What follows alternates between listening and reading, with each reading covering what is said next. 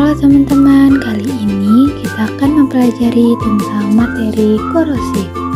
Namun, apa saja sih yang kita akan pelajari dalam materi hari ini? Jadi, kita akan mempelajari tentang pengertian korosi, terbentuknya korosi, faktor-faktor yang mempercepat korosi, dan pencegahan korosi. Sebelum memasuki materi, pernahkah kalian memasuki bengkel?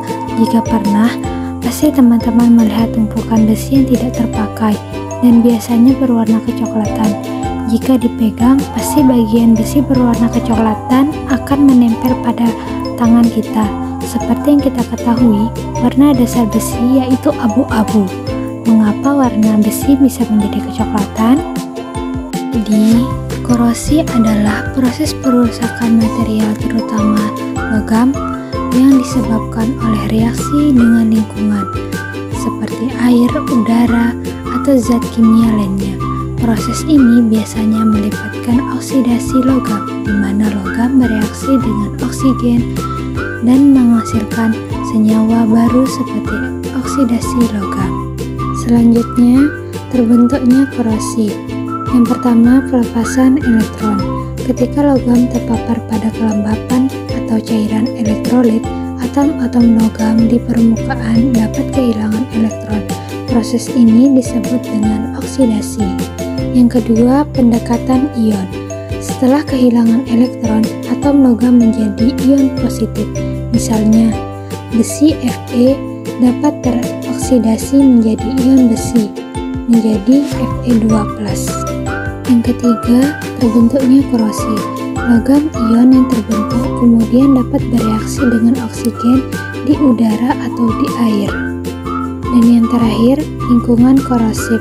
Lingkungan korosif, lingkungan yang mengandung kelembapan ion garam, asam, atau bahan kimia lainnya yang dapat mempercepat proses korosi. Faktor-faktor yang mempengaruhi korosi. Yang pertama, kelembapan.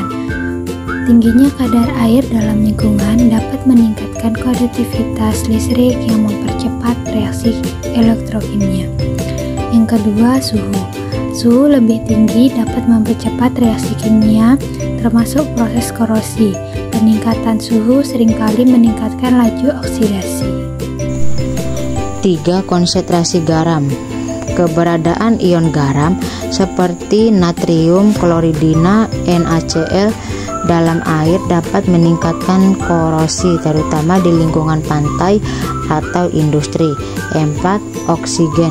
Ketersediaan oksigen di lingkungan dapat meningkatkan laju oksidasi logam sehingga mempercepat korosi. 5. Material berbeda. Ketika dua jenis logam yang berbeda bersentuhan dalam lingkungan elektrolit, dapat terjadi korosi galvanik di mana logam yang lebih reaktif akan terkorosi lebih cepat. 6. pH lingkungan. Larutan asam pH rendah dapat mempercepat korosi, sedangkan larutan pH tinggi dapat memberikan perlindungan pada beberapa logam. 7. Jenis logam. Logam yang berbeda memiliki ketahanan korosi yang berbeda. Misalnya, stainless lebih tahan terhadap korosi dibandingkan besi biasa. Pencegahan korosi. Pelapisan set melindungi logam dari kontak langsung dengan udara dan air. Pelapisan plastik atau enamel digunakan pada peralatan dapur atau pipa. Pelapisan logam lain seperti galvanisasi, pelapisan seng pada besi. Indikator korosi. Zat kimia tertentu ditambahkan ke dalam sistem untuk menghambat reaksi korosi. Indikator ini bekerja dengan berbagai mekanisme seperti membentuk lapisan pelindung pada permukaan logam atau mengurangi aktivitas ion dalam larutan. Desain yang baik. Desain yang mempertimbangkan aliran arus listrik, distribusi tegangan dapat mengurangi resiko korosi. Misalnya, menggunakan konduktor dengan ketebalan yang cukup dan menghindari celah-celah sempit yang dapat menjadi titik korosi.